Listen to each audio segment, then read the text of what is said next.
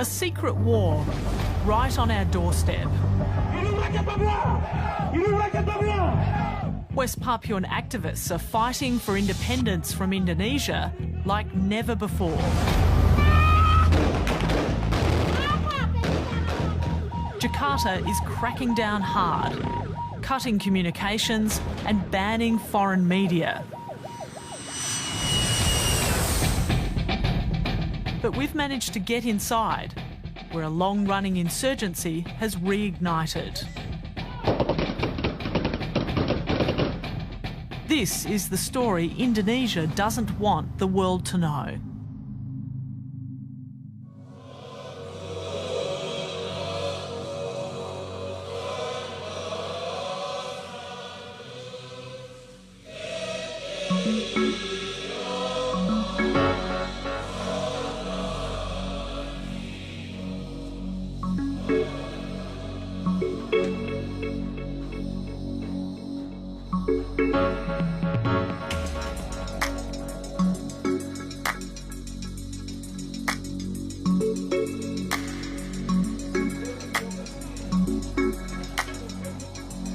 We start our journey in Port Moresby, where the Morning Star flag, the symbol of West Papuan independence, is being celebrated.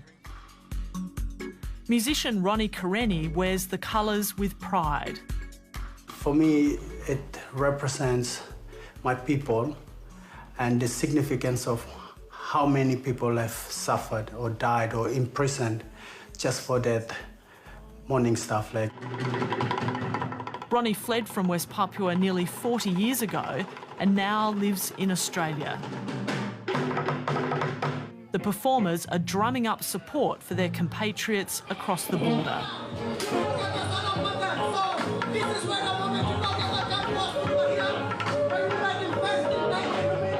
In Indonesian-controlled West Papua, flying this flag can get you arrested or worse. It makes what we are fighting for and representing that Morning Star becomes so significant that it is something that we will die for.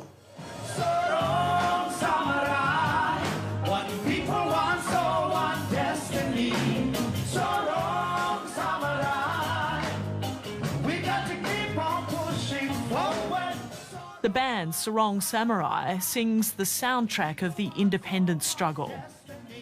It calls for the island of New Guinea to be one nation, from Sorong in the west to Samurai in the east. While Papua New Guinea is independent, West Papua is part of Indonesia.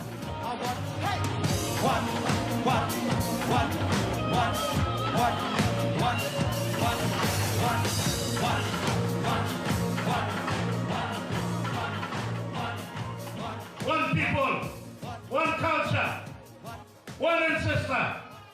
The outspoken governor of Port Moresby, Pauls Parkop, is urging Papua New Guineans and the international community to support West Papuan independence. I have chosen and I am committed not to live in fear anymore. To be courageous and to be brave. And to tell the truth. This is our weapon of choice. Papua! Papua! Papua! Papua! The voices for change are growing louder, but can they undo the past?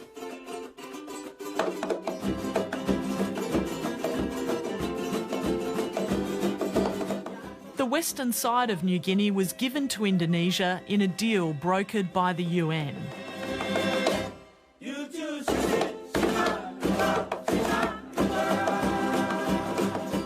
In 1969, Indonesia held a ballot called the Act of Free Choice, but they only selected just over 1,000 West Papuans to vote and then declared a unanimous victory. There's been conflict ever since, bloodshed and human rights abuses. It still overshadows the lives of many West Papuans.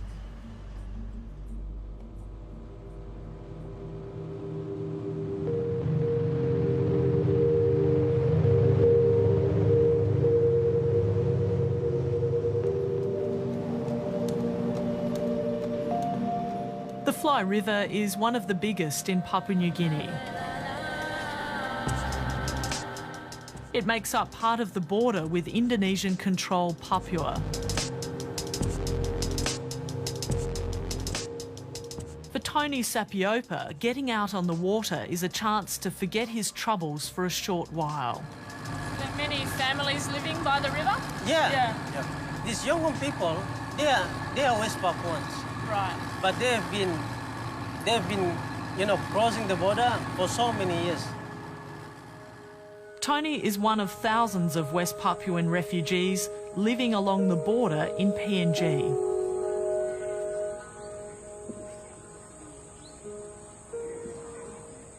I sometimes feel depressed because of the situation that we are facing here. Especially the government of Papua New Guinea is not really looking after the refugees here. And that's what sometimes makes us feel angry, feel frustration, feel depressed. But I think the only dream that we have is, to fight for our freedom.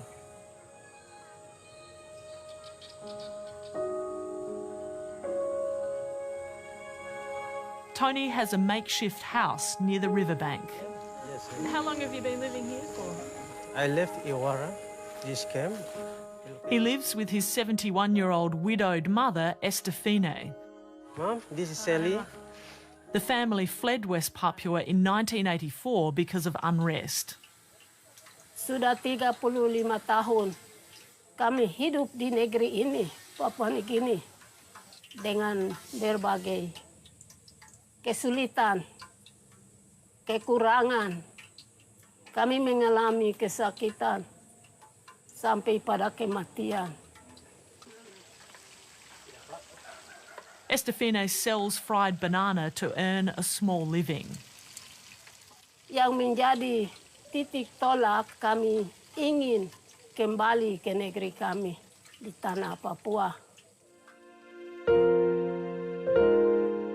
Before she became a refugee, she was a teacher in West Papua. Her husband worked for a UN agency. The family was middle class.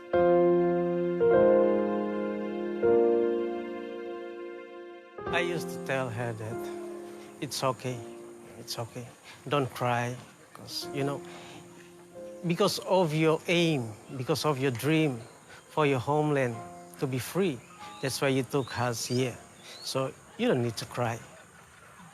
Just wait patiently, struggle, and then you will see the result of it. It's an impossible choice to endure a lack of freedom in West Papua or live in poverty in Papua New Guinea.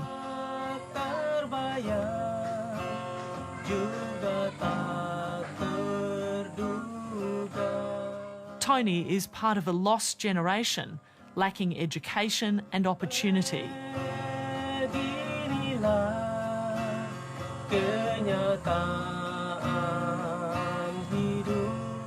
The rest of the family has returned, and Estefine wonders if it's better to go back too, but her health is failing. Saya minta, mohon sampaikan isi hati penyampaian saya. Saya mau merdeka, saya mau pulang. Saya tidak mau lagi tinggal di negeri orang. Saya orang Papua mau kembalikan, mau ambil kembali saya punya negeri dan tanah dan bangsa. Tiada lain, hanya kebebasan.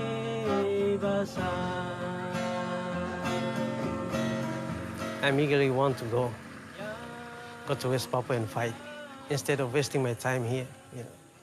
So because that's the only dream I have. That's the only dream that I still carry on. That I hope that one day West Papua will be free.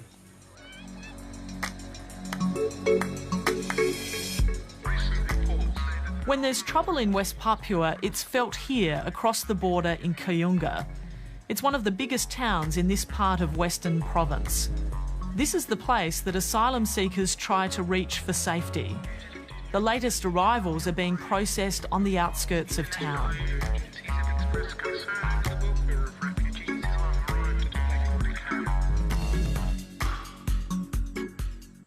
this is the camp behind me where the new arrivals are being housed. We have a media visa to be here in PNG that's been approved all the way from the Prime Minister's office, and it includes permission to speak with people who have crossed over the border. But local officials are not allowing us to go inside the camp or to hear the stories of these people who fled during last year's unrest.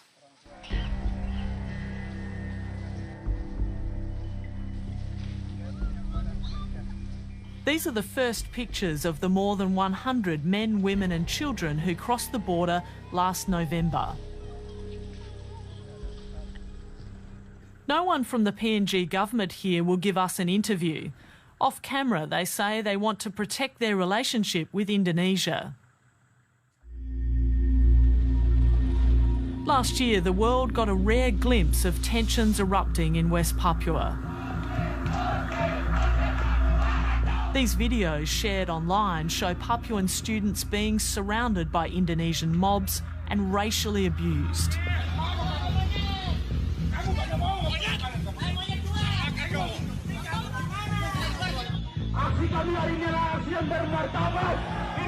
Thousands of people took to the streets across West Papua demanding an end to racism and crying Papua Merdeka, freedom for Papua.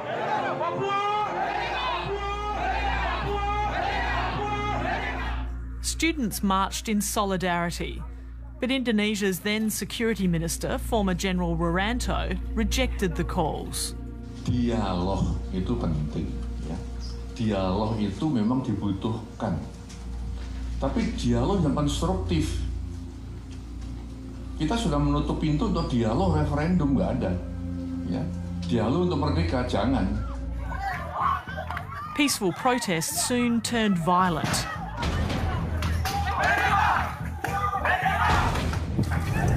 More than 6,000 Indonesian soldiers and police were deployed. This video shows police shooting at unarmed civilians. Indonesia says it was in self-defence. Pro-Indonesia militia groups joined the fight.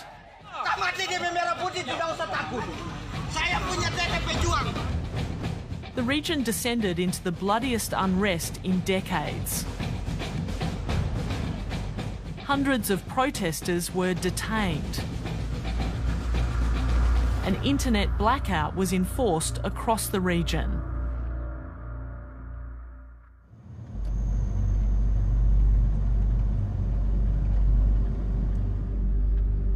We're on our way to a secret meeting. One of the activists on the top of Indonesia's most wanted list has agreed to an interview. He's crossed the border illegally into Papua New Guinea.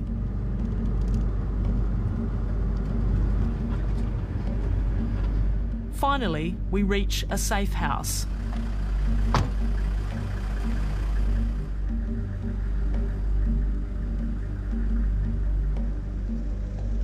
Victor Yemo arrives in the early hours of the morning.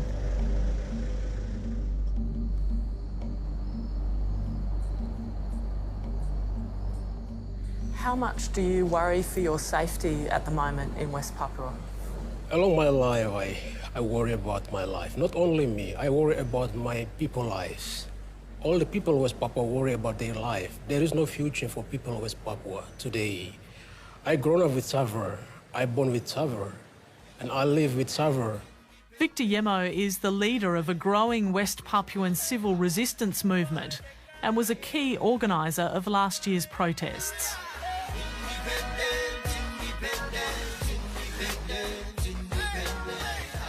People of West Papua, for us, it's better for us to fight before dying, for our dignity. It is better than just sit down and give up, be silent and be killed, occupied by Indonesia. So fighting is something, duty is a rule of young generation like me. Victor Yemo is urging Australia to support West Papuan independence. If you can do for East Timor, you can do the same thing with the West Papuan people. Humanity is more important So please, I believe that the people of Australia today, the care of us, you will be remembered by the generation of West Papua. You will become a part of history of our nation. Independent, independent, independent, independent.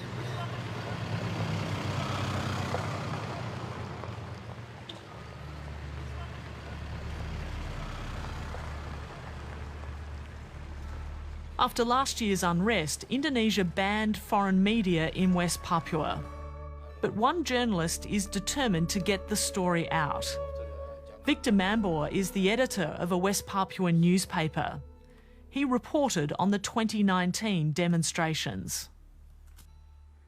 Is it dangerous for you to get some of these stories? Yeah, it's dangerous. With an Indonesian mother and West Papuan father, he's trusted by both sides.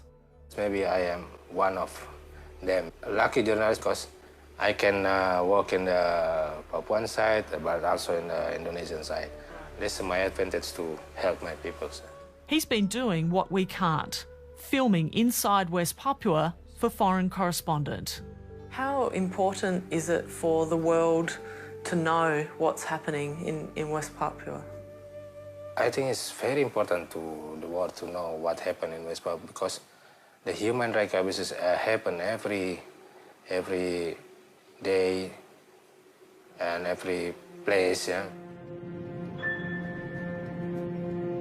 Victor Mambor travelled to West Papua's remote Central Highlands. There's long been unrest here. But the fighting between separatists and Indonesian forces has intensified.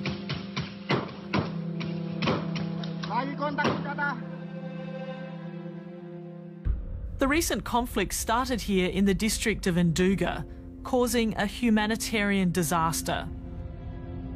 Local officials say 45,000 people have been displaced.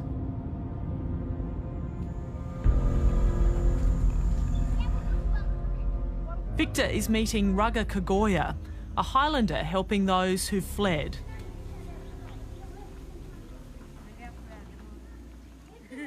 Kalau di tempat ini 38 kakak dan 220 jiwa. Anak-anak lebih banyak dari orang tua. Dari sejak tahun 2018, bulan Juli itu sudah tidak mendata lagi yang meninggal. Karena meninggalnya satu hari, 1 sampai dan 5, 1 sampai dan 6 begitu. Anak, orang dewasa, ibu-ibu. The construction of this road triggered the current fighting, a 4,000-kilometre link called the Trans-Papuan Highway. Jakarta says it will bring economic opportunity and improve living standards. But many West Papuans fear Indonesia will use it to take land, exploit natural resources and destroy local culture. Mereka membutuhkan alam kekayaan, tapi mereka tidak membutuhkan manusia Papua. In December 2018, a group of West Papuan independence fighters ambushed and slaughtered at least 16 Indonesian road workers. Indonesia retaliated with a security offensive to capture those responsible. Terus dikejar lah ya. Di negeri ini tidak ada satu kekuatan bersenjata yang tidak sah, yang hanya melakukan pembunuhan, melakukan pengacauan. Di negara manapun juga ada, kita kejar, kita habisi mereka. Jangan sampai jangan sampai mengganggu kepentingan negara yang besar ini. Foreign Correspondent has obtained exclusive video of the aftermath of Indonesia's operation. It shows houses burnt to the ground and villages abandoned. Thousands of locals fled to the jungle for safety, some only venturing out to bury the dead.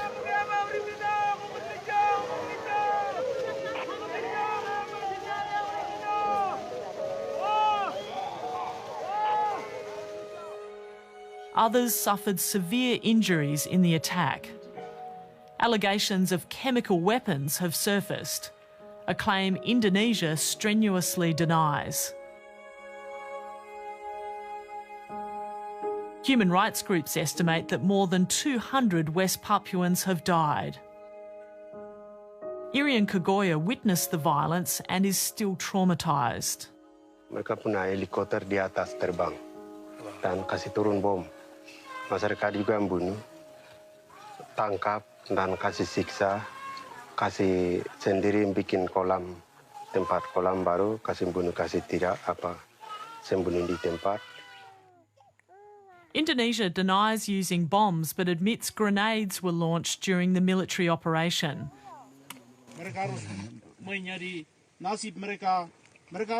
Last year, human rights workers discovered this grave containing the bodies of 3 Papuan women and 2 children who had allegedly been shot dead.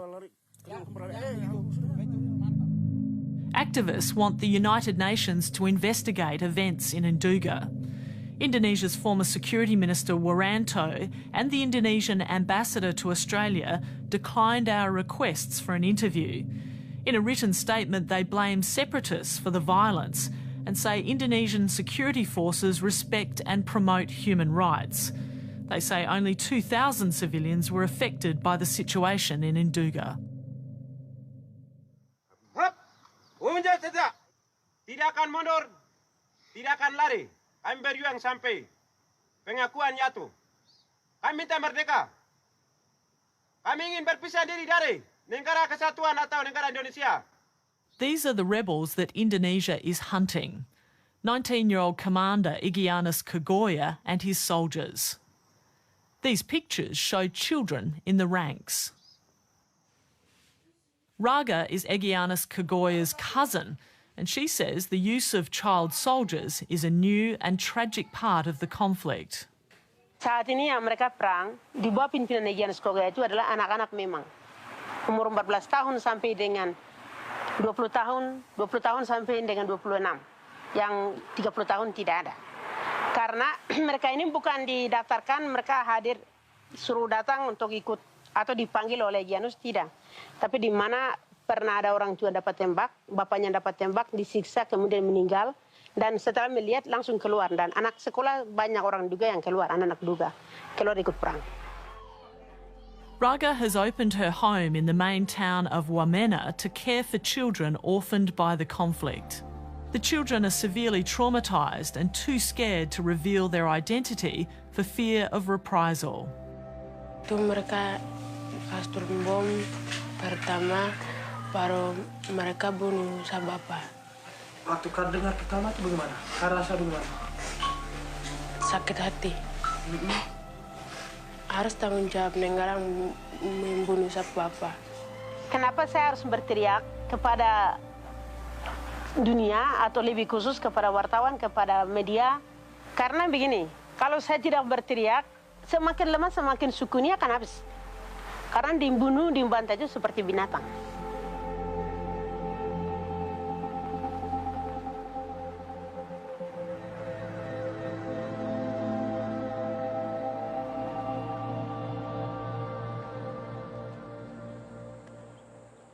The spokesperson for the armed wing of the West Papuan independence movement is now based in PNG.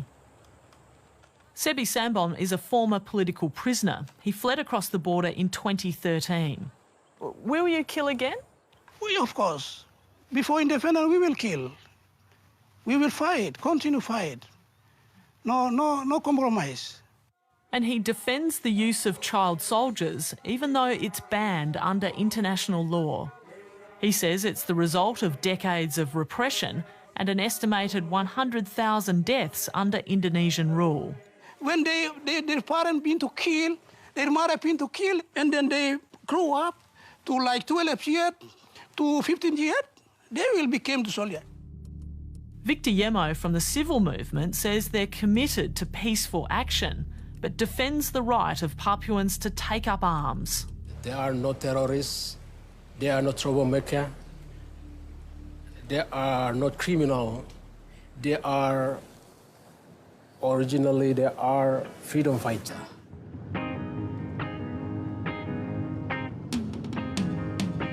All of them people, while them hurting outside, they falling. Taking all this propaganda from Babylon, they feeding. Yeah, how waste people passion.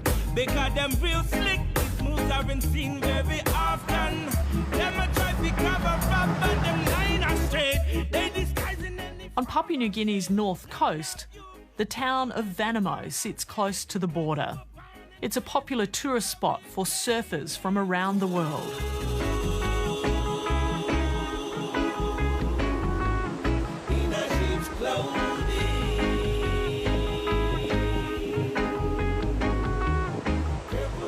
Life is peaceful here, but for musician Ronnie Kareni, this place is full of memories. There is a lot of pain that my family has gone through, and even my own immediate family. But one thing that we also came to realize is the memory of suffering. Ronnie was a refugee here for 7 years as a child. His family was one of thousands who fled West Papua due to political unrest. Growing up in a refugee camp in Vanimo, it's the survival of the fittest, and it's living in limbo. Okay. So here we are. So this is the border up here. We're coming up to the border of Papua New Guinea and Indonesia. Oh, there it is. Wow. I think we get so close. We've travelled to the official border checkpoint between Indonesia and PNG. Normally a busy trade route, today it's closed because of coronavirus. I'm feeling emotional, especially where I know the land is one. It's like I'm already in my homeland, in West Papua. Although the fence behind me will separate me, but I'm home. This is more, I feel like I'm home. Many families are split by the border. Across. Ronnie's aunt, Dorothy Tekwe, lives on the Papua New Guinean side. My great-grandmother is from the other side of the border. So we see our relatives on the other side, while they enjoy certain economic benefits brought by Indonesia, there are other things that they don't enjoy that we enjoy.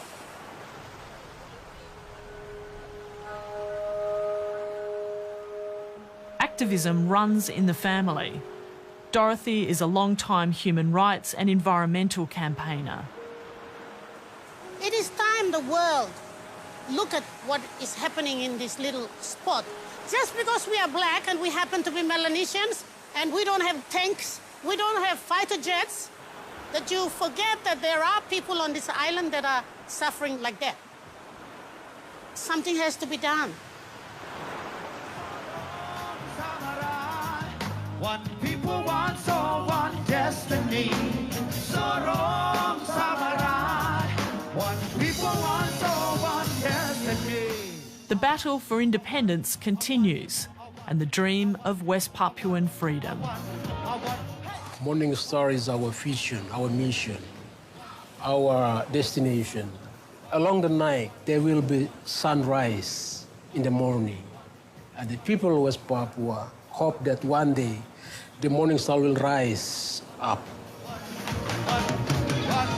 One man, one canoe, satu orang, satu tifa, suara nenek moyang kita, Papua, tanah kami.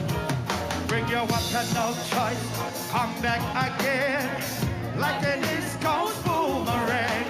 Wamena, Tubia, Serui, Manopari, Tirika, Mera.